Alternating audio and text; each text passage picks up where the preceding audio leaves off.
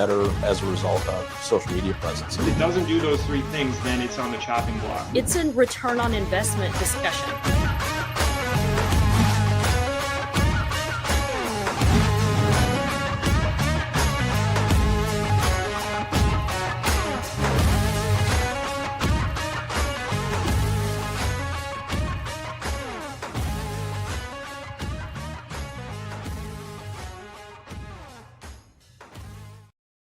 Hey, everybody. Welcome back to another episode of the Daily Dealer Live. I'm your host, Sam Darkin. Welcome to the space. Welcome back, where automotive comes together to learn, to share, to grow, and most importantly, because this is big for us, to execute. Thanks for choosing to be here on this Monday, December 29th, and Happy New Year's, everyone. We are in that Super Bowl week of automotive where it's sell, sell, sell between Christmas and New Year's. Happy selling to you. No matter where you are, come into the comments. Where are you? How's sales going this holiday week? And how do you expect your year to end out? Post it to the comments. We'll bring it into today's show. It'll change the trajectory and inform the conversation. We've got a great episode coming up today. First, a VW-backed EV brand just got approved to sell direct in Colorado outside the franchise system. Is this a narrow ruling, or is it the blueprint every OEM's been waiting for? We'll break it down with one of the sharpest defenders of dealer rights in the country. Then we shift to the buy-sell market, where valuations are holding, where they're cracking, and why. Brand strategy, fixed ops, and even politics are starting to matter more than ever. If you own a dealership, if you run one or plan to sell or grow in the next few years, today's episode matters to you. We're excited to have you here. But first, before we jump into those topics, let's hit today's auto industry news. First up today, 2025 is ending stronger than expected, with U.S. new vehicle sales on track to hit about 16.3 million units. That's the best year since 2019, that according to Cox Automotive. But December's shaping up a bit softer, with sales projected down 3.5% year over year and a monthly SAAR of 15.9 million. That's still solid, but it signals the market is losing some steam after a resilient year. What are the culprits? Well, you can point to them. Elevated interest rates, fading EV incentives, and tighter consumer budgets are probably creating more and more pressure. As for the automakers, GM, Ford, Toyota, and Hyundai are set to close the year with stronger market share, while smaller brands continue to lose ground as scale, incentives, and inventory depth matter more than ever. What's the big picture here? Well, 2025 appears to be ending in good shape, but 26 will require more disciplined operations to protect margins. We'll ask Alan Haig more about that during his segment later today. That notion rings next up today. The notion rings especially true for dealers facing the end of the year with more metal than they'd like. Dealers facing an inventory year-end glut as 24-25 models pile up. There's a growing pile of 2024 and 2025 inventory, pushing some stores to price more aggressively to avoid straining floor plans or disruptive inventory management. But it's quite uneven across nameplates. It's a tale of two OEMs or more. The Dodge Hornet, for example, still has more than 80% of its 24 inventory sitting on lots, while 2025 vehicles like the BMW i4 and Lexus GX are also piling up, according to data from IC Cars. I want to see that. And that pressure is turning into real buyer leverage as captive lenders roll out lower rates and longer terms to help more inventory. Next up today, recent buy-sell activity coming up. Patriot Automotive sells New England Subaru store to Imperial Cars. Hanania Automotive acquires Chrysler Dodge Jeep Ram in Florida. Dealership consolidation keeps on rolling. Hanania Automotive just picked up a Chrysler Dodge Jeep Ram store in Palm Coast, Florida, adding another rooftop to its growing southeast footprint and bringing its store total count to 19. And it makes sense. Palm Coast sits right between Hanania's existing St. Augustine operations, giving the group tighter geographic coverage and more leverage in a region where it already has scale. At the same time, portfolio reshuffling is happening up north. Patriot Automotive sold its Subaru store in North Attleboro, Massachusetts, to Imperial Cars. And again, not so shocking given the strong demand, consistent product performance, and solid margins that Subaru vehicles typically bring. And that's keeping store valuations high and buyers active in the brand. And so you don't forget, you can see this deal and other announcements throughout the entire year by visiting CDG Buy Sell Tracker at cdgbuySell.com. scout.com. And next episode, our 100th, actually, episode after next, we'll bring back our jingle. So finally up today, the Volkswagen-backed EV startup Scout Motors has received legislative approval to sell vehicles direct to consumers in Colorado, moving one step closer to bypassing the traditional dealership model entirely. The move lets Scout control pricing, branding, and the buying experience end-to-end, similar to how Tesla, Rivian, and Lucid operate. And not surprisingly, dealers aren't thrilled. So today we'll actually bring on a guest ready and willing to have that conversation. But on that Scout news, that's a wrap on today's industry news. Yuli, welcome.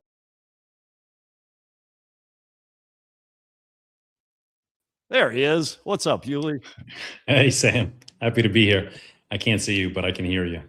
Yeah, where am I, by the way? This is fascinating. We're going to give Cole a second to You get his got blacked bearings. out after saying Eh. they're getting tans on the lot.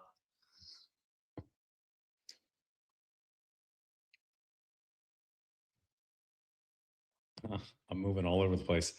So hopefully you can still hear me, because aside from the Scout motor one, there we go. All right. And I Hannah missed you. Farmer says, tuning in from Nashville. Hannah, what's up? Holidays from snowy Pittsburgh. Lauren Klein. Lauren, thanks for being back on. Dan C., good to see Haig Partners on the live stream. And Alan responded, thanks.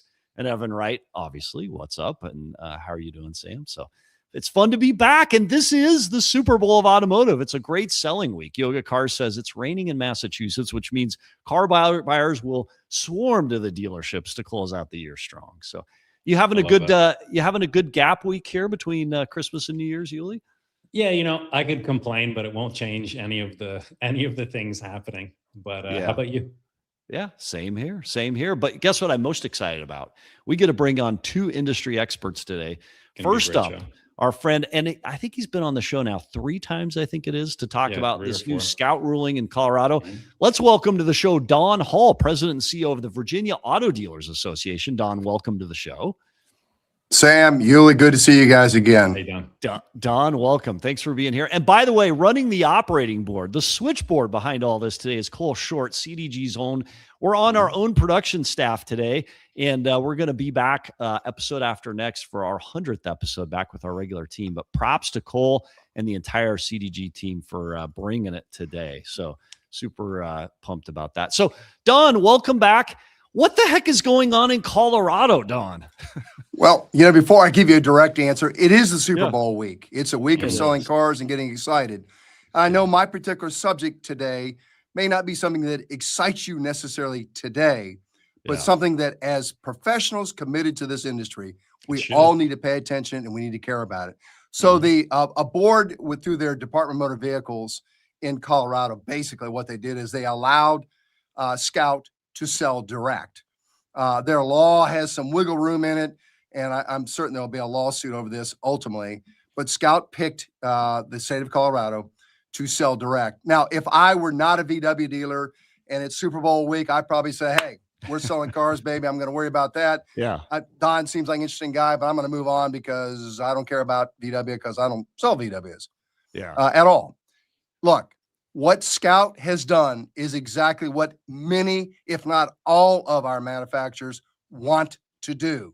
Mm-hmm. I have in my hands as we speak letters from the manufacturers to the Department of Justice, the U.S. Department of Justice, that made it very clear that they would like to see franchise laws go away.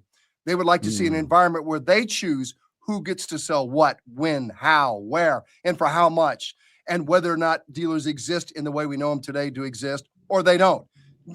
VW, Scout. I've got a letter from Scout right now to the Department of Justice in my hand. And they made it very clear in this that they think the franchise system is a mistake. It is anti-consumer. It is not true to the ideas. What makes this country great is what they're saying. Freedom and fairness and the fight to earn success. This is what Scout is saying, that their rights are being trampled upon by the franchise system. That affects everybody in the business, whether you sell VW or not. So VW wants an opportunity. And here's the funny thing about this story, guys, is VW says North America, headquartered in Virginia, says, no, that's not us. We're not doing that. That's Scout. Well, who owns Scout? Well, we don't own Scout. We're VW North America. okay, then that's your corporate owner out of Germany that owns you and owns Scout. Well, yeah, but we have no control over them. No, it's the same people, but they're playing a little game here of kind of moving around saying, well, that's not us, not us. Ladies and gentlemen, manufacturers, I will tell you factually, want to sell direct. They're looking for ways to do it. They want to criticize our systems, our way of life, and our competitiveness that we provide to consumers, be it through sales, service, or any other mechanism. And they want to do that by doing it direct. This is a huge step. We've got to prevail in Colorado and stop Scout, because it will be other states they will come to soon enough with a VW that, by the way, is lacking inventory. They're taking away inventory. They're taking away EVs. And now they've got a vehicle that's going to be hot and they want to sell direct. That's what other OEMs will do as well. So, Don, the franchise system as a distribution model in the United States is well established, and state by state, ATAEs such as yourself have engaged with political bodies to make sure legislatively that franchise system remains intact. Strong laws vary by state, but there's a template, and most manufacturers have respected that. What's the exact legal argument that cracked the door open here in Colorado and allowed Scout, an affiliate of Volkswagen, to receive approval to go direct to consumer rather than respecting the already established franchise model? I'm going to pull some actual language that they had. Their language in Colorado says, if I'm going to read it so you all can hear it, so everyone else can hear it as well. Operation of a motor vehicle dealer if the manufacturer has no other dealers of the same line make in the state. In other words, they can operate if there's no other dealers of the same line make in the state. Well, wait a minute. Interesting. This is They just VW. created a new line. Correct. And there is none. Virginia is very different. They couldn't do what they're doing in Virginia. So what I'm saying to people is this. Number one, you better give a damn. This matters. I'm an old guy. I'll be gone, but you won't be gone who have got a 20-year career ahead of you. You're going to be dealing with this, and you won't like this. And I don't want you to look back and say, well, Don Hall was right. I don't want to be right. I want to make sure dealers step up, stand out, and speak up and recognize the franchise system is under attack. Your states, back to, Sam used the term an ATA, Automotive Trade Association Executive, which is what we all are that run the state associations. Go back to them and say, I'd like to see a copy of the language that prohibits a manufacturer from selling direct in my state. Get involved. Ask what that language means. You read it. Give it to your lawyer. Get your lawyer's comment. Make sure your law is strong enough that you've got an opportunity to prevail in the courts. Now, California is picked up a lawsuit on this. Florida has as well. So we're hoping they will do well. At the same time, if these laws are not well drafted and cover this properly, we have a chance of precedent-setting cases, meaning that federal cases that could potentially affect everybody in the nation and open up Pandora's box. And what is Pandora's box? It's every manufacturer deciding if they want to pick out certain inventory, call it a new brand, call it the Lexus brand, and then sell that direct. Thank God for people like Toyota who said, no, we're going to deal with Lexus and we're going to make Lexus dealers. Not every Toyota dealer is a Lexus dealer. Not every Hyundai dealer is a Genesis dealer. We're okay with the idea that not every VW dealer is a Scout dealer. Create reasonable standards and we'll give you the quality sales experience that you want to have, Mr. VW, and so forth. And so this really does matter. So, Don, you mentioned in Scout's appeal to the federal government, they cited democracy, free markets, and hey, in the market of free ideas, the consumers benefited. I'm making it up. I'm assuming it goes down this road by competition, whether it be direct from the manufacturer or through the franchise model. Tell us, why not just allow these other models to be directly distributed in a state by the manufacturer? And see if they fail or succeed. If the franchise system is as strong and is as good as we dealers think, and we create a better end user product representing the consumer better than direct, in theory that would fail. What's the argument for not allowing that experience to go through that failure loop? A couple of things, Sam. Number one, we have a history of building these franchises to what they are today. VW is what it is because 75 years ago, American automobile dealers took on this brand and built it through the good years and the bad years. And that's true with every OEM that we can talk about this never had a franchise system. So there is an obligation, contractual and otherwise. This idea that you can just peel off is different. Now, look, if people want to buy a Tesla, so be it. I have no issue with that. There's never been a franchise system. But if you buy a Tesla, as I've said, even on this show in the past, is the experience you're going to have is always going to be unique for sure, different, but you're not going to have the quality experience, particularly when you have service issues. The selling process is different, but I'm happy to say that, Sam, that you and your peers, they're out changing the way you sell cars today anyway. We've embraced technology. We're giving the consumer the experience they want. Mr. OEM, pay attention. We're getting really good at that. And so we're not in a situation where we ought to throw the baby out with the bathwater. The system works, and the system provides great competition. In many, many cities, you have a number of dealers who compete for your business, whether, as I love to say, for the financing, the used car, the new car, the trade-in, and so forth. There's all kinds of things we compete for. And you, the consumer, get to decide what bets suits you. You buy from a franchisor, you're going to pay whatever the hell they tell you to pay, and it's the deal you get, and that's it. You might say, well, I like that because there's no friction. Look, our dealers understand we've got to take friction out of the buying process. I am pleased to say that a large percentage of our dealers are getting that message, and these young people today that are in the business understand it, and thank God, literally, we're beginning to really turn ourselves around and get back to doing what we do best. Take care of people, take care of our staffs.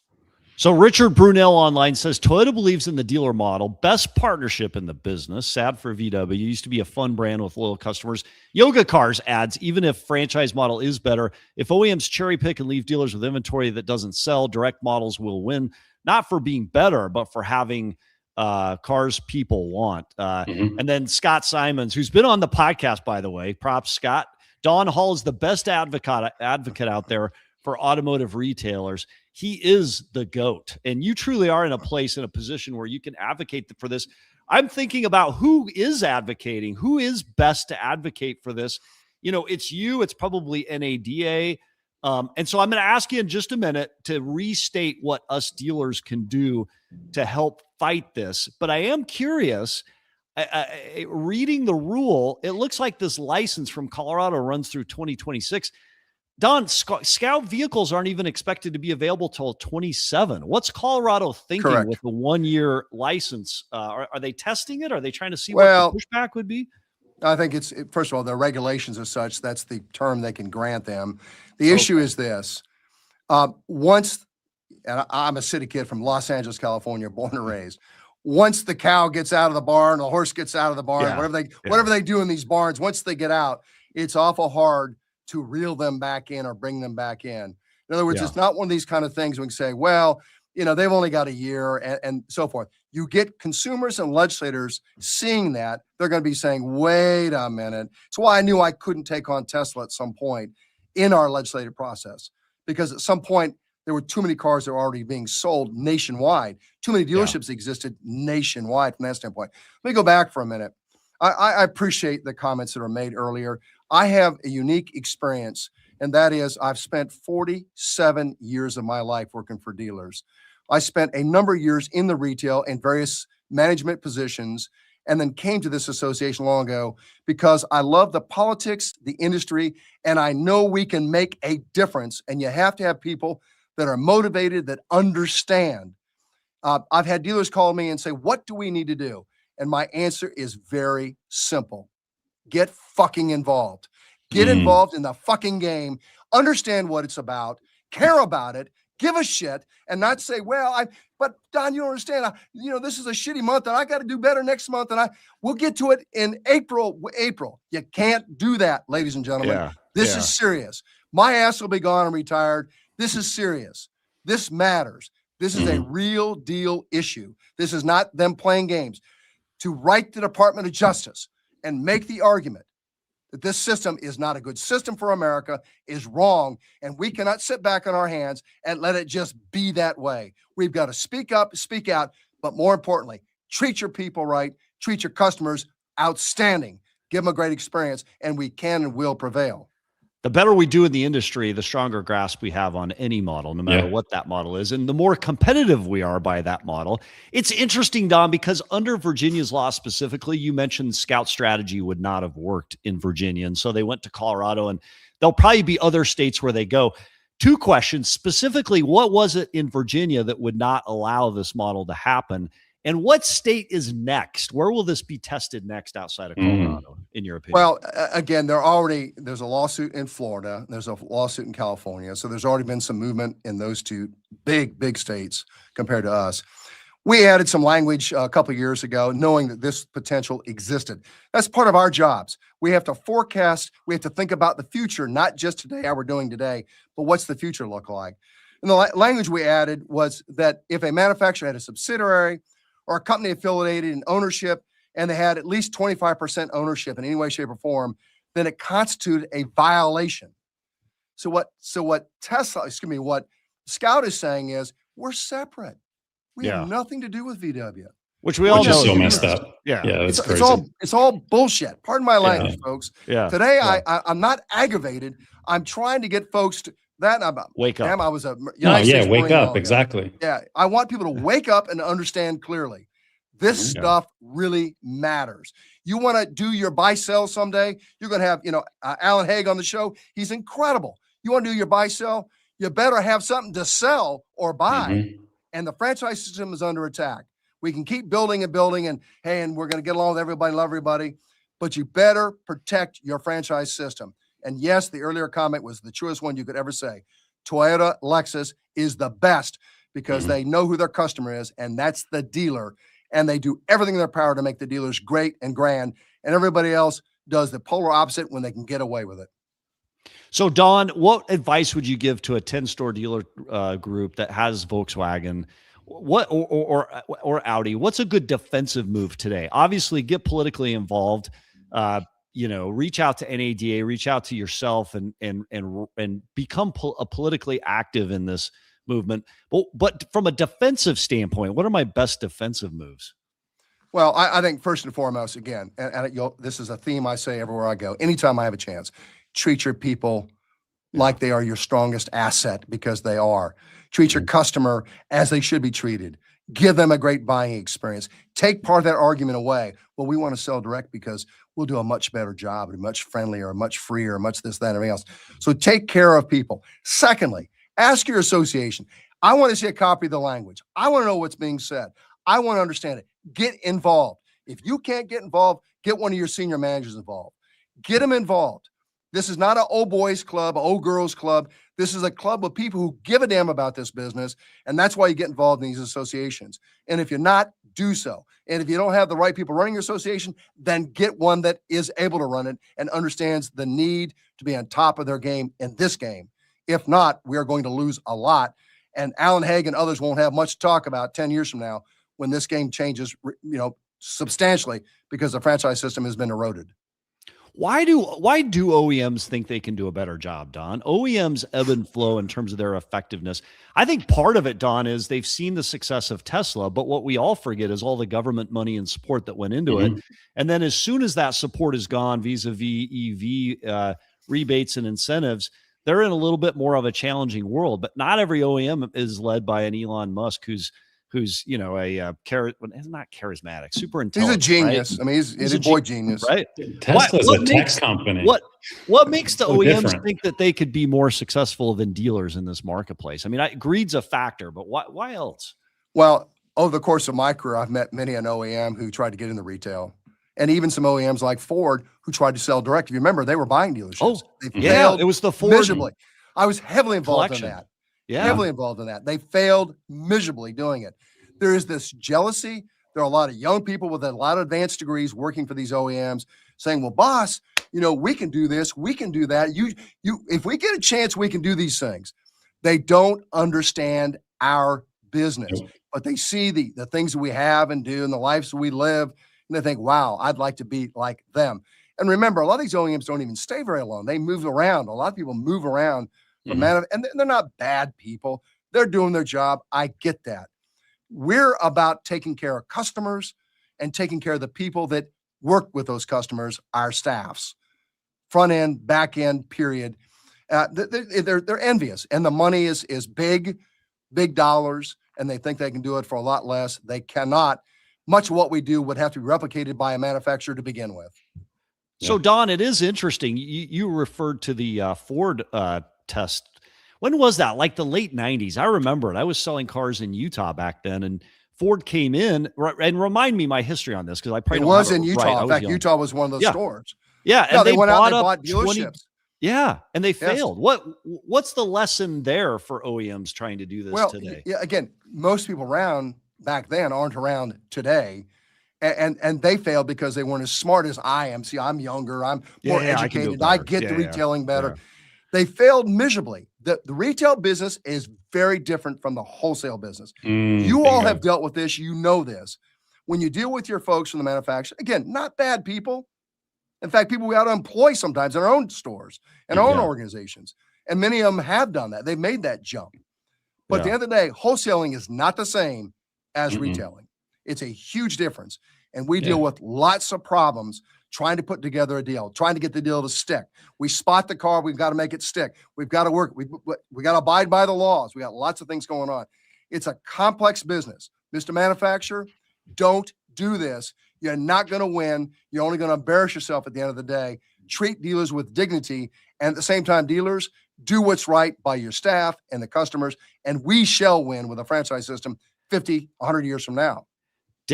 Don, last topic or question, because I'm curious about this, just following this thread. So I think as I hear you talk about dealers, the franchise system, how we deliver our best to the consumer, Tesla, right? They're the outlier. Maybe they're why OEMs think this might be a good idea. Would Tesla be a better brand if it participated in the franchise system? If Tesla all of a sudden said, look, we're out, we're going to form an alliance with name the OEM, we're going to start distributing using the franchise model. Would Tesla be better as part of the franchise system, Don Hall? Sam, you're going to be glad you asked me this question. You ready for this? Go for it. I sat in a room with, I think there were 7 lawyers and myself. And one of those lawyers was the #1 lawyer for Tesla years ago. Ooh. Because we were involved in a serious big case, and we were going to court. I went to the Court of Appeals in Virginia. We lost ultimately. But in that room, their lawyer at the time, I'm not going to mention names anymore, all lawyers but me. And I was me that you see today. Yeah. And saying, over my fucking dead body, will you do this in our state? Yeah. At the end of the day, that lawyer said, look, our game plan, Don, I'm telling you this, don't repeat it to the masses. Our game plan is as follows: to ultimately franchise. We get the value of a franchise. We get the value of dealers paying for the property, paying for the inventory, paying for the parts, paying for the people. We get it. Right now, we're on this track, and Elon wants to go this direction. At some point, we're not able to take care of a large network of people. Now, what have they done? Now they're contracting with my dealers to do service work, body work. Yeah. Interesting enough. They're contracting with others to do work for their cars. Again, we have seen OEMs, we all 4 have seen OEMs go down the tube. They didn't make it, all 3 of us. They didn't make it. And at the end of the day, it's the dealers who take care of those customers when those OEMs are gone from this country, and they blow it. Yeah. Because the mistake, Don, is saying that there's not competition in the franchise model. In fact, there's more competition because you have so many individual operators. 100%. And that's a message that car dealers ought to be saying to legislators. Look, Sam, one final comment on this politics game. Yeah. Having been around this thing for a long time, the grandfathers who are now retired were active in this political game for years and years and years. Even in the state you grew up in the car business, they were very active. The sons have not been, and daughters have not been as active. It doesn't appeal to them. The business is different for them, and I get that. I get it. I respect it. But you got to be active, because if not, Republicans hear this and go, well, I want a competitive system. I want the free market to prevail. Well, this isn't a free market. The OEMs play games against us in ways that are unique, from inventory selection to colors to whatever, in order to kill us, as a franchisee. They can play all kinds of games. It's not a fair game. We have to have laws to protect us, and dealers have got to be communicating that message to Republicans and Democrats both. In doing so, we will prevail, and you will all have a job in the franchise system 25 years from now, 50 years from now.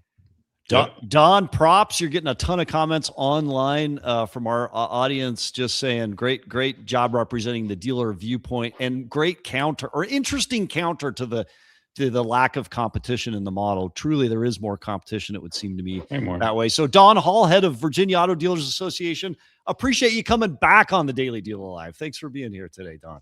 Thanks, guys. You have an outstanding day. Happy New Year. Thank you. Happy New Year. Yuli, can I tell you something? I love his passion. Don't you just love it? Like, absolutely. He is so passionate about this business. I get excited when I hear him talk. And I love that he allows us to challenge his thinking on it, because I do think I sense one of his concerns is not only dealer apathy, but like a lack of understanding on how to counter the argument. And I think that's a legitimate concern. Like, we are pro free market, sort of. Yeah. We are pro, competition. But by having these entities come direct into the market, direct to consumer, it actually removes competition, doesn't increase it. And ultimately, I don't think customers better off, truly, even if you're trying to be the best apologist for your customers, Yuli. Tesla's an anomaly too. They're a tech company first that happens to sell cars. So these other OEMs that are coming in trying to replicate the same thing, like even a Scout, it's not the same thing. And I got to tell you, if I'm a VW dealer, I'm mad as hell that they're rerouting funds that could help me refresh my model line and pouring it into Scout and then trying to go around me as a dealer. That's insanity. Especially when a lot of VW dealers, I would say, we'll ask Alan Haig about this on the M&A side, but I think some of them are challenged right now. So, all right, exactly. Let's talk Impel. Today's episode is brought to you by Impel. Impel's service AI with voice AI changes that with proactive, VIN-specified outreach based on individual driving behavior, missed call capture, and instant appointment scheduling by text and email. Advisors can stay focused on the drive. Customers get fast, personalized service. Learn more by clicking the link in the show notes below. And we will have the QR code back on our next episode as our original production team returns. So happy New Year's week. Happy Super Bowl week, everybody. So a huge props to Impel for supporting today's show. And again, if you want to find out more, go to the link in the show notes. Thanks, Impel, for supporting Don Hall's incredible content today. All right, next up, without further ado, let's pivot straight to Alan Haig, president of Haig Partners. Alan, welcome to the show. Thanks, guys. It's good to be here with you. It's good to have you. By the way, you have a high bar next to Don Hall. What are you going to do to prove your excitement? I got to say, it's going to be hard to measure up to passion for our business. You mentioned it before, and I just imagine, first of all, the Virginia auto dealers ought to be so grateful for his passion and advocacy for dealerships. And imagine if he owned a dealership, how passionate he would be. Yeah. So I think that he made a lot of good points. And, there's another point, too, that's out there, which is the manufacturers have required expensive facilities.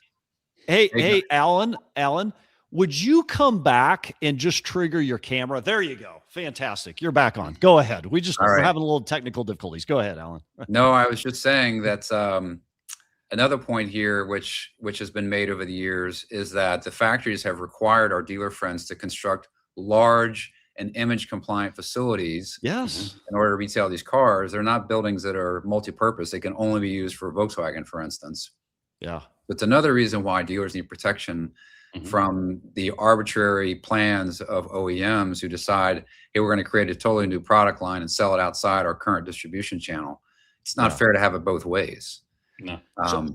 So pull that thread a little bit, thinking about VW. If I'm a Volkswagen Audi dealer, how should I be thinking about this news in Colorado as it impacts M&A, the valuation in a buy-sell marketplace, and or if I'm looking to purchase one of those brands, looking to go direct? Well, I would say that Volkswagen dealers have been suffering for about 30 years. Volkswagen probably had its heyday in the late 60s, early 70s. And since then, it's just been a constant struggle. They haven't designed products that truly were designed for the U.S. market, like a pickup truck, like full-size SUVs. It's better now, but you look back about 8 years ago, almost every product they had was a slightly different sedan.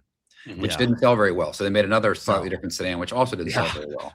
Yeah. So when Scout comes along, like, hey, we own this brand by accident. We bought this trucking company or farm equipment company, and we have this brand now. Volkswagen dealers, I'm sure, were praying, like, please create a pickup truck or a rugged SUV that we could sell in our showrooms and bring in some of those red-blooded American customers. And to see them go the other direction and then see the state of Colorado allow that potentially, it's got to be yet another depressing moment for Volkswagen dealers who work so hard to bring customers into their showrooms. And when they do, have an attractive, innovative, cool product for them to buy. And I think the response to Scout's been really good. They have a lot of deposits. Friends of mine say, hey, I'd like to buy one. How do I get one? And I'd like to bring up, about a year and a half ago, I wrote a letter. It's called A Letter to Elon, proposing that because they were having some challenges selling the vehicles, that they should enter into a franchise system, because now we could have hundreds of Tesla dealerships owned by local business people. They could put their names on there. It could be, Johnson Tesla, just like there's a Johnson Ziegler Tesla. We do it. Yeah. Bingo. Yeah. And you would have a piece of real estate on a great location. You'd have trained salespeople and technicians that could go over there. You'd have a bigger website that could steer them, the customers, in the direction of the product they're most interested in. You'd be able to respond to the inevitable quality issues that are going to come with a new vehicle. You'd have an inventory of parts stock, because that's what the factory requires.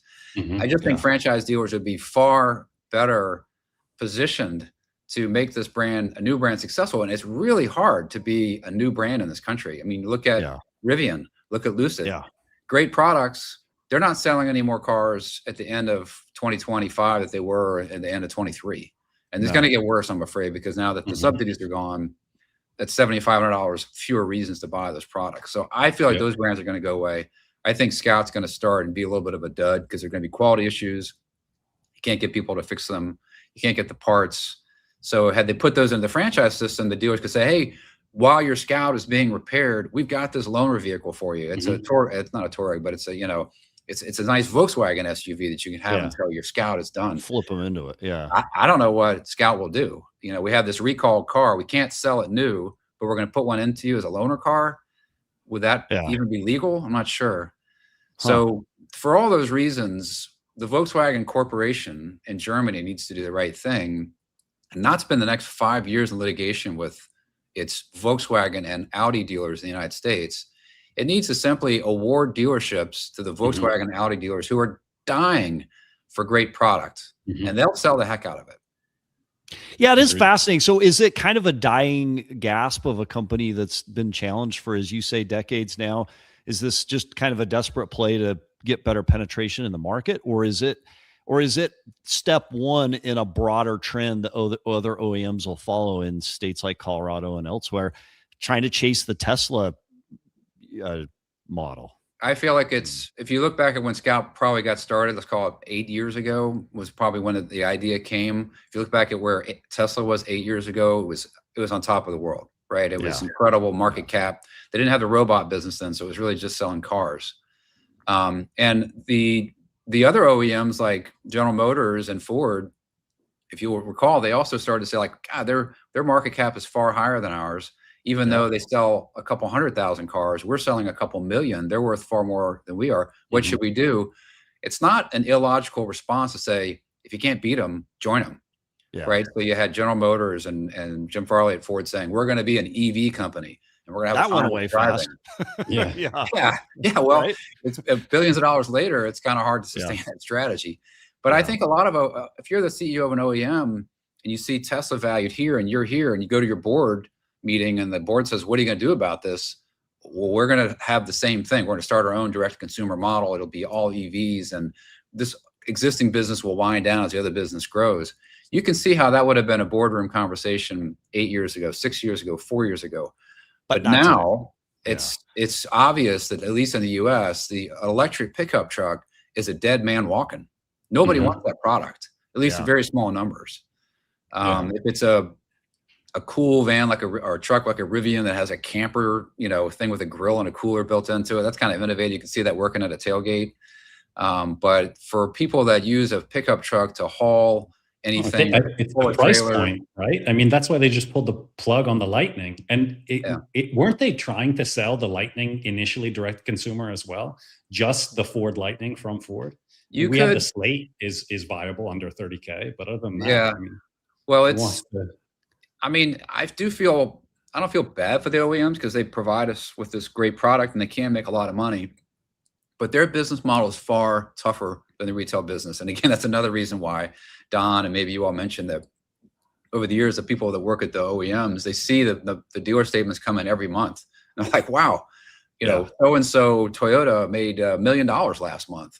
And he's going to do that every month of the year. He's making $12 million a year, and they're 1,000 Toyota stores. That's $1 billion in profit we could keep for ourselves. So you can see why they do that math. Yeah. But the retail reality is what Don said, is that those owners of those dealerships live in their communities. Yeah, they're supporting the schools. They're supporting to the animal shelters. They're hiring and training local people. They're providing job opportunities. They're doing all those kind of things. So there's a reason why those businesses have become successful over generations, because they've been working hard and making good choices for a long time. So Alan, let's walk away from the Scout topic just briefly here. Let's go into your M&A marketplace. You've said roughly 148 rooftops closed in Q3 last year. Big M&A activity as we exit last year. I mean 2025, right? So as we exit Q4, is that pace maintaining, accelerating, rolling over, and what's driving the M&A marketplace right now? Well, in 2025, the market's down about 25% in terms of the number of rooftops that will sell. And I think it's a function for two main reasons. One is, in the end of last year, we had a presidential election that was quite extreme, which way it could go. And so if you're a dealer thinking about exiting in the fourth quarter of 24, you might want to know what kind of tax environment you're going to be in before you sell. You might want to know what type of economic environment you're going to be in. So I think a lot of people that would normally sell, in the latter part of last year decided to wait. So in the first part of 2025, there was a big hole in terms of M&A, because it takes about 6 months from start to finish to sell a dealership. So if you're waiting in the fourth quarter until the coast is clear, you could see how, the taxes are going to be low, the economic environment should be good. Now I feel safe going to market. So Trump's elected, the tax environment's good, but now we have tariffs. And so we've had a number of transactions that normally would close in, 6 months are taking almost a year to close, because sometimes the buyers are like, well, this group includes an Audi store. We have a situation like this now. It also includes a Lexus store and a Toyota store. So the buyer is really interested in the platform, but they needed to understand what the situation would be with tariffs. Is Audi going to have products to sell in the US? How will they be priced? What will the profitability of that store be? And so these questions that have arisen about tariffs, and think about all the other brands that have been impacted by tariffs, it's sort of slowed down the process of M&A. And I think that caused some deals not to die, but just take longer to get done. Are tariffs having a valuation impact on buy sells? Yes, certainly in the case of Audi, we've seen, they don't have any U.S. production. They don't have any plans for U.S. production. I'm really hoping that they would use that Scout factory to produce some Audis in this country, because that would help them save, significant pricing disadvantage. But it's not just Audi that's suffering. I mean, there are other brands. All the other brand is having to adjust a little bit their pricing, and that's now showing up in the latter half of this year. They're beginning to push those price increases onto consumers, either through the form of lower benefits or, higher sticker prices or lower content at the same, model. So be specific with us as you look ahead to Q1 2026. Where are valuations holding firm or escalating, and where are they receding as we come into this next year? Well, Don mentioned before, the best partner for dealers in our industry is Toyota Lexus, and those values have not dropped a bit. If anything, they've gone up since 25 started. The product cadence they have, the quality, the control over production, the margins are high, the volume is high, the fixed operations are incredible. So those brands have escalated in value. In fact, we raised our multiple on Lexus and Toyota earlier this year. if we get one, if somebody says, hey, I really want to have a blank franchise, it's Toyota. And in the dream, they'll call and say, I've already got a couple Toyotas. I really want to have a Lexus. That's the next one that I want. Yeah. So those brands have done fantastic. The brands that have suffered is, the Stellantis really took a tumble probably beginning in 23 and it suffered through 24. But we're now actually seeing recovery in value for Stellantis stores. Really? Yeah. We're seeing more demand for those stores now. I think they bottomed out. They got the message. They had to adjust their pricing to be more competitive. You couldn't charge $70,000 for a Jeep Wrangler and expect it to sell in any quantity. I don't want you to stop the list because I want to finish this list, but at some point, can we talk Carvana? So Carvana having bought 4 points, Stellantis, and anybody's guess is that they would continue. How's that impacting M&A in that space? Is it increasing valuations? Is it good for the market? What's your take on Carvana? So we spoke to some dealers that are in the Dallas market where Carvana acquired a dealership, and that dealership went from, 70 a month selling new to, I think, over 250 new. So it's one of the number. In fact, I think it's the number one volume Stellantis store in the country now. And I asked, well, are you seeing an impact on volume? Not really. Are you seeing an impact on pricing? Not really. So they were told by Stellantis, I have to be careful here because I don't have any direct knowledge, that Stellantis said, hey, this will be a benefit to you because they're going to increase the units of operation out there and you'll get that fixed operations. Okay, so far those dealers are not screaming that they've suffered. And if they're not losing volume, not losing gross, that to me means those units are being sold outside of the Dallas metro. And they're being delivered, I guess, by a truck in the surrounding environment. So somebody may be suffering. It could be their competitors, could be Ford and General Motors that are suffering, right? That they're taking share. That would be Stellantis' goal. Because if you just sell out of a Carvana store and it comes from an independent franchise dealer, you're not gaining anything, right? Their plan has to be to take share and buy there's some certain percentage of customers, let's call it 8% or 10% of people are comfortable buying a vehicle online, right? Tesla customers are, Rivian customers are, Lucid customers are, Scout customers will be. So those folks are now buying Stellantis products. Maybe they wouldn't have done that before. Maybe they would have bought something else. So there's a chance that this will grow Stellantis' market share. But if you have a brand that's constrained by your supply, like a Toyota, Subaru, a little bit. Subaru, right? This model doesn't really add value to you. And you could say it could eliminate a tie between the dealer and the customer that's important for the service, the after sales. The OEMs make a lot of money on selling parts to dealers. That's a big part of the profit chain for the OEM. So they need there to be a relationship between the dealer and the customer. So I kind of wonder, all these Stellantis products that may be shipping out of Dallas, they're landing someplace, that customer doesn't have a relationship with the dealer. So when something breaks, let's say after the warranty period is over, are they going to go back to the dealer to get it repaired? Or are they going to go to an independent who's going to put non-OEM parts on those vehicles? So over the long term, is this really in the interest of Stellantis compared to selling through traditional dealers? That remains to be seen. But I think it should be evidence to dealers that there is a percentage of customers that wants to buy online in a frictionless environment, which means one price for trade-ins, for F&I, for the new, et cetera. So your takeaway from that would be it's not necessarily a terrible thing. It'll continue if it does based on market demand.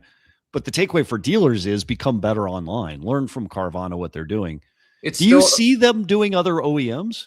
Sorry, go ahead. I would say it's still early, right? And the information I'm getting now is anecdotal. We're capturing the data to see where are these units actually being registered. We know where they're being sold, where they're being registered.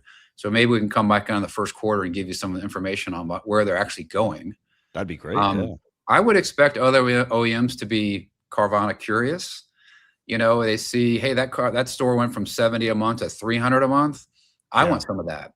Yeah. So I would guess Nissan would be interested, right? They're having a challenge with selling as many units as they want. They want to gain more market share.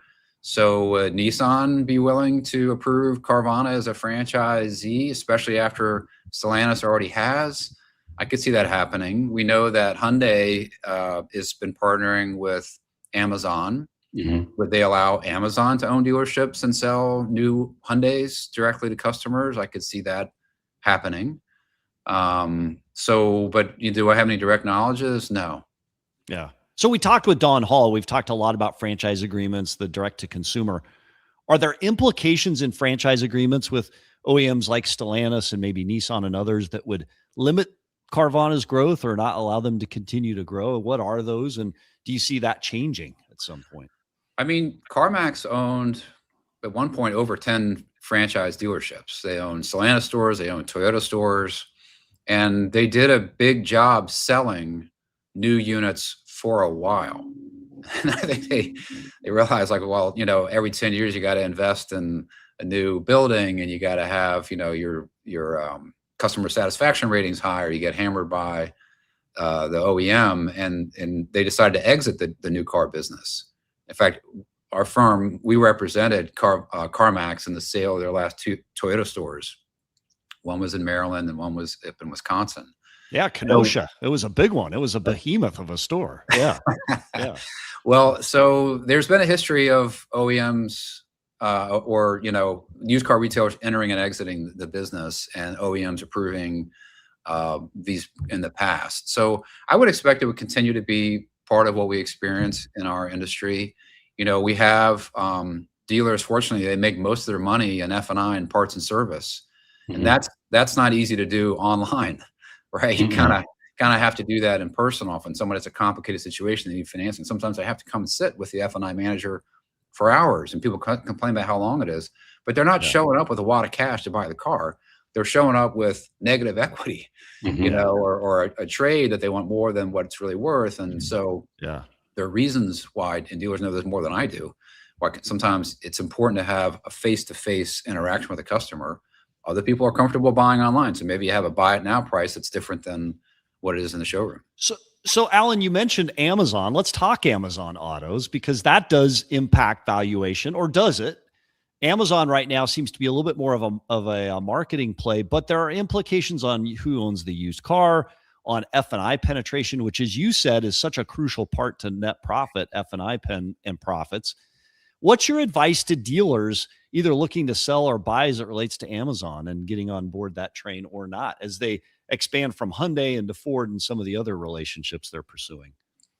Sam, I'm not sure if I have enough information to make an informed comment. I will say that I guess it was about NADA when we were heading to New Orleans. I flew with a couple dealers that had a Hyundai store, and they were participating in this, the program with Amazon.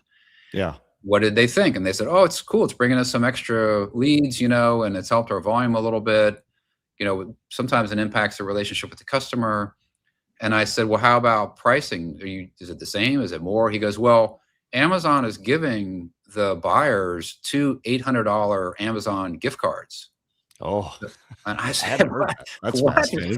They're subsidizing the buyer?" He goes, "Yeah, the customer." Wow. So that said to me that the model wasn't working great, that Amazon customers weren't flooding into this program to purchase vehicles. They had to be induced and lured into purchasing.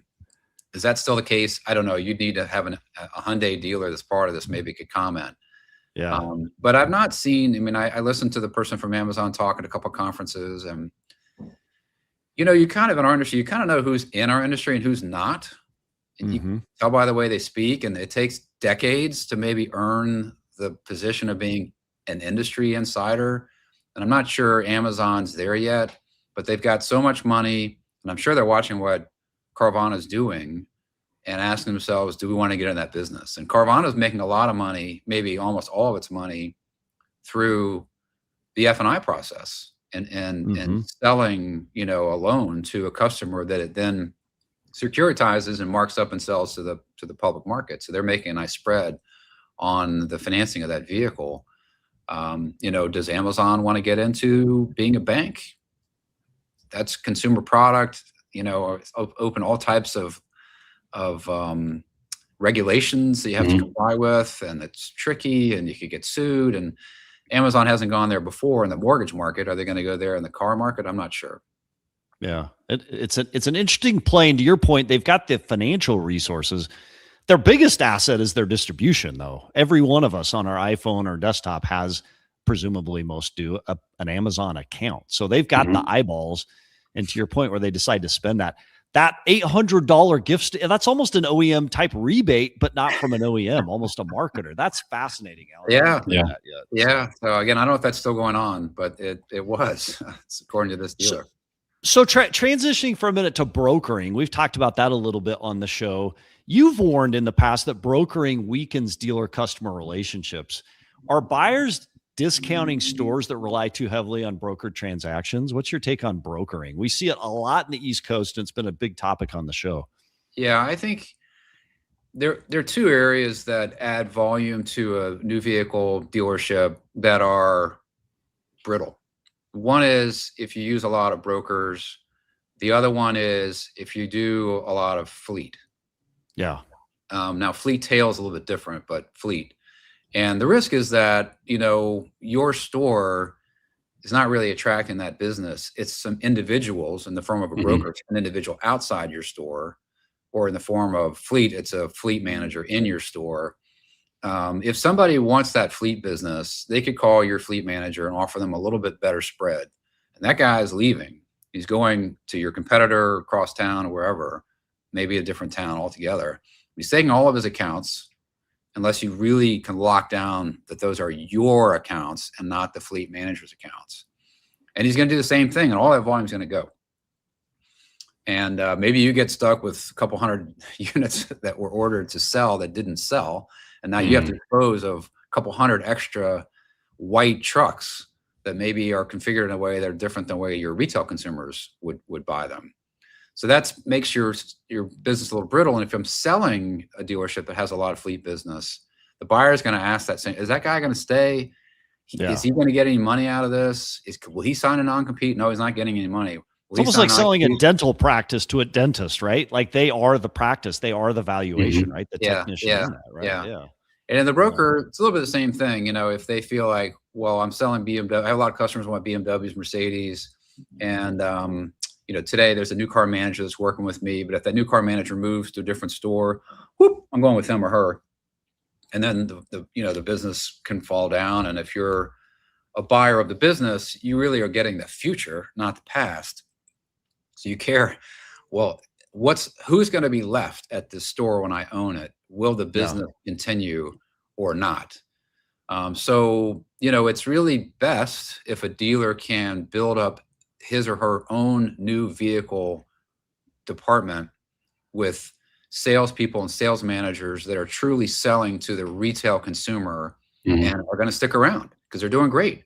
And they've got this book of business, and the dealership is in the heart of a good market, and they've trained customers to be loyal because they've given them good service.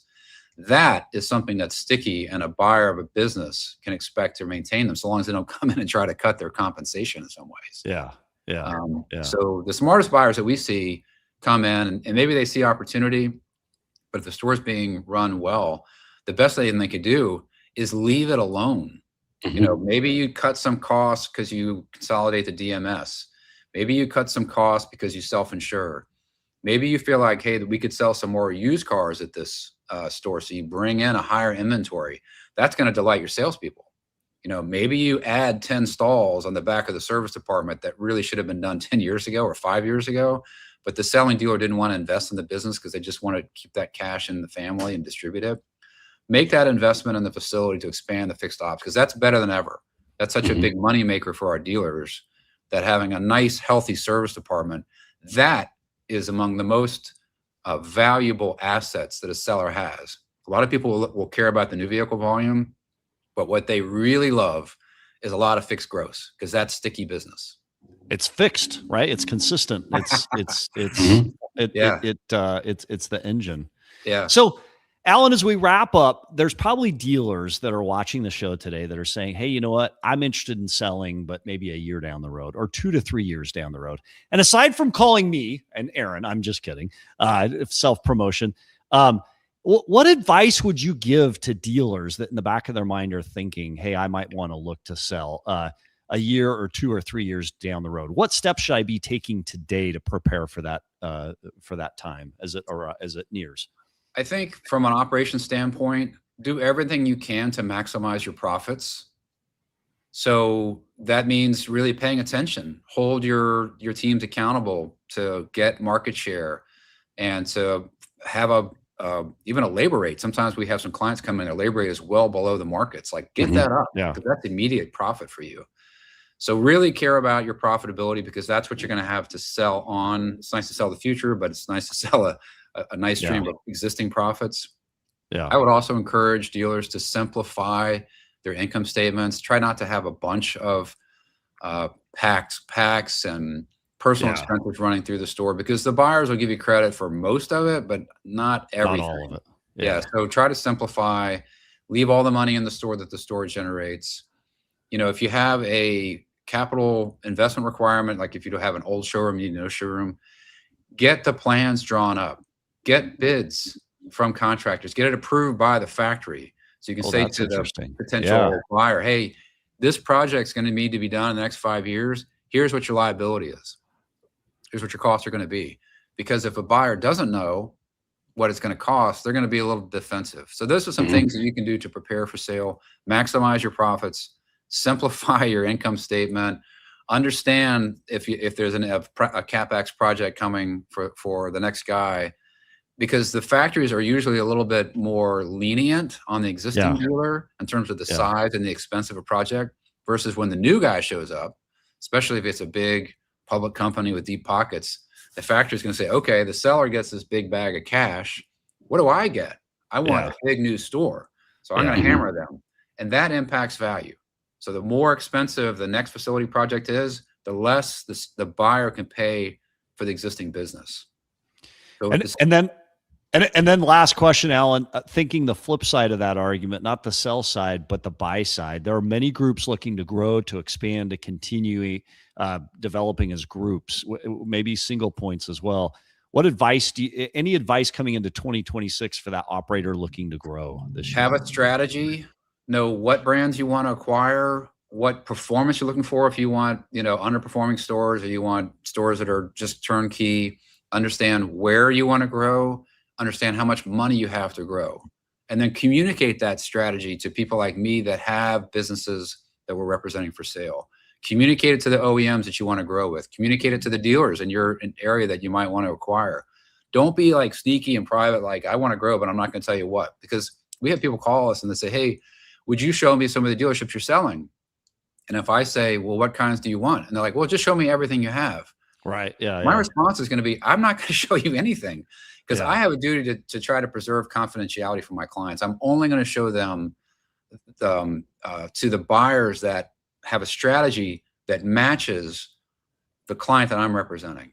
Then if I can go out to the 8, maybe 10 most motivated buyers, that's how I'm going to do the best for my client.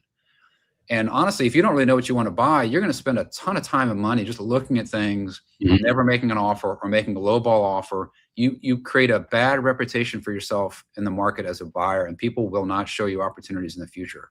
So you lose credibility if you can't close. Yeah. Exactly. Yeah. What about, I still hear this in the marketplace today, dealers sometimes saying, I can sell this on my own. I can market it on my own. I'll give it to a friend in the neighborhood, or I'll go out of state somewhere else. I mean, having good advisors, more so even than the real estate market, is important. What do you say? And I know this is self-serving. This is a tee up, Alan. What do you say to that dealer that says, hey, I'm going to sell this on my own. I don't need a broker. Time is money. Yeah. I would say years ago, I used to work at AutoNation, and I was responsible for buying and divesting stores for them. And my favorite position to be in was when I was one-on-one with a dealer who wanted to sell, because I was setting the market. That's the only way I ever felt like I got a deal, if I was directly involved with that seller. I knew when it was competitive, when there were other public companies looking at the same asset, I had to sell internally and try to get as much money as possible to bring to the table to win that deal, because I knew that it was competitive. Yeah. So I would say, and if you can talk to the people that run public companies and ask their corporate development teams, when firm like ours, Haig Partners involved, is the price higher or lower than when you're talking to a seller directly? Ask them, and I think they'll tell you it's higher. And I had a conversation at the Toyota dealer meetings in September with one of the largest private auto groups in the country. And he shared with me a story that he was a little bit, he was being complimentary, but he was also a little wistful. He says, like, since you guys got involved, meaning you firms like Haig Partners, the ROI in acquiring dealerships has gone down. The return on investment's gone down. And that's because the price has gone up. And so that's why I'm confident that we earn for our clients far more than they pay us in fees. Because when comments like that, when we're involved, the price is higher and it lowers their return. So they're grateful that we bring them opportunities, but I think they would always prefer to be one-on-one with a seller because they buy it for less. What is it?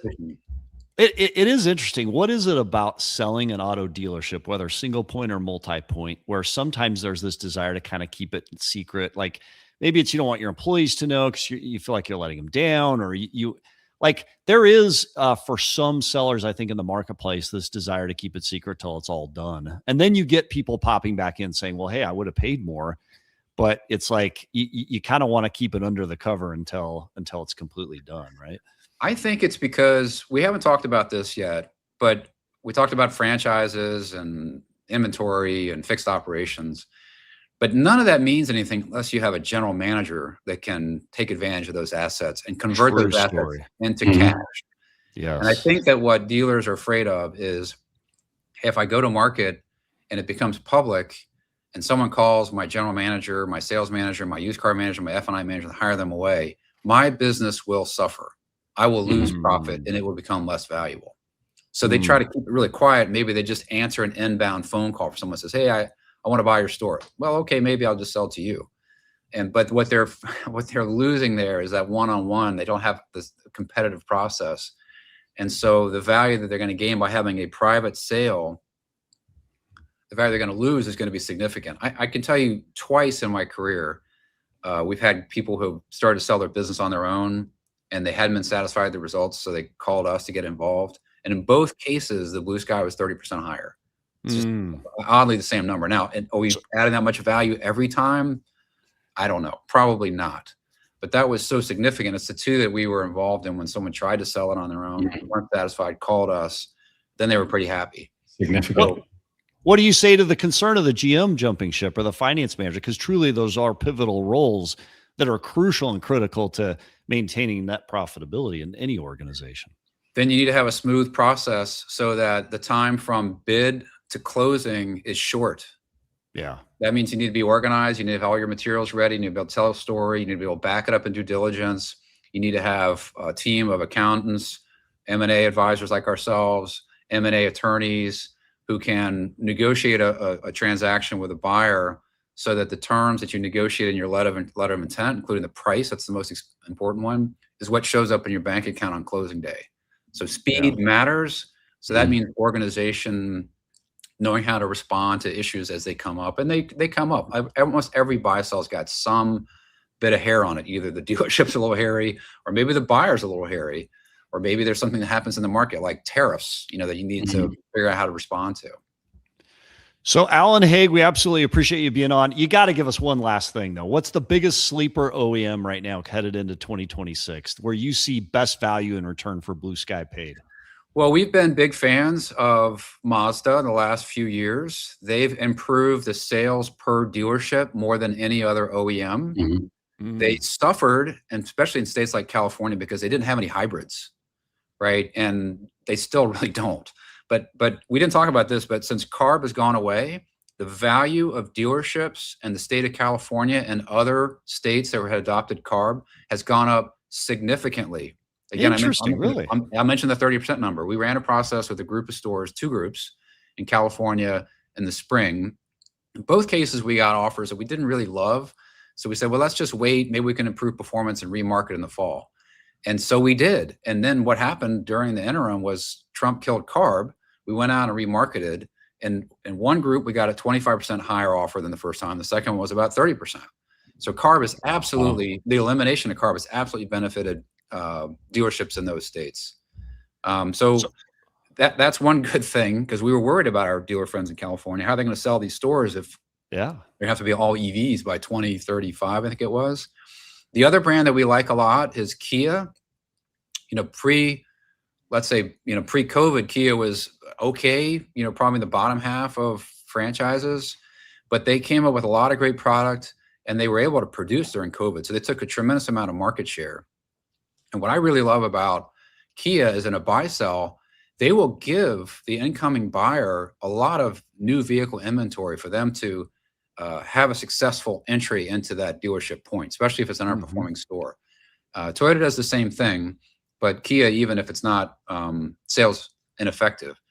And so other brands are very hard to get inventory, like to get more inventory from Ford or General Motors, Chevrolet. It's hard. The turn and earn system is very difficult, I think, for incoming dealers. But in a buy sell, if you buy a sleepy Kia store, Kia will load you up with inventory and push you. And what's interesting is Kia, even though they're sister companies with Hyundai, they really want to hurt Hyundai. They really want to be the dominant of those two. Isn't that the truth? Those two brands compete. Like, that was my next question, is why do you cite Kia and not Hyundai? What gives Kia the leg up? And I do see the competitive side. They just compete. So if I can give a little bit of a plug, and Sam, I think you're coming to we're having a Maximizing Value conference. I'm going to be there. NADA this year. I think you're registered. And we've invited Kia to come and talk about what is the investment thesis for investing in Kia dealerships. And we have Honda coming as well. Toyota gets all the love, and Lexus. But the other brands, and I mentioned Mazda, those are brands that to us are a little bit less expensive, have excellent product, have good customer loyalty, have growing fixed operations, which is really a juicy part of our profit model. So come to the Maximizing Value Conference. It's maximizingvalueconference.com. You can come to our website and register. And you can listen to them sell you, the dealer, on why you should be investing in those franchises. Now, there are other brands we like too. We're getting a lot of calls for Ford now that they've abandoned this EV strategy. I think a lot of dealers were wary about Ford, but what makes Ford special amongst the domestics is their focus on commercial vehicles. They're medium duty trucks. If you have a Ford Pro franchise, you are crushing it today. And so that is almost a commercial vehicle franchise. Penske's bought all these heavy truck Freightliner stores. The margins and fixed ops coverage is, I think it's like 110% fixed ops coverage at those dealerships, maybe even more. And we've sold some Freightliner stores over the years, so we see those.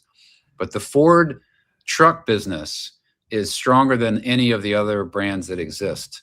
And now that they're kind of done investing in EVs and they can focus on what their customers really want to buy, I think dealers are anticipating that Ford is going to take some market share.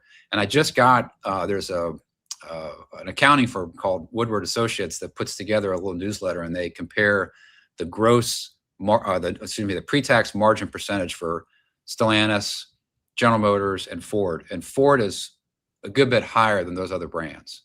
Not as high as the import brands, but a good bit higher than their closest competitors. It's interesting, Alan, because the next show, I want to tease you for your next appearance, whatever it's going to be, because we are over time. It'd be great to have a conversation about. So a lot of these winners you've cited, it's politics, it's political policy, it's government policy, it's legislative policy that's creating winners and losers right now in the market.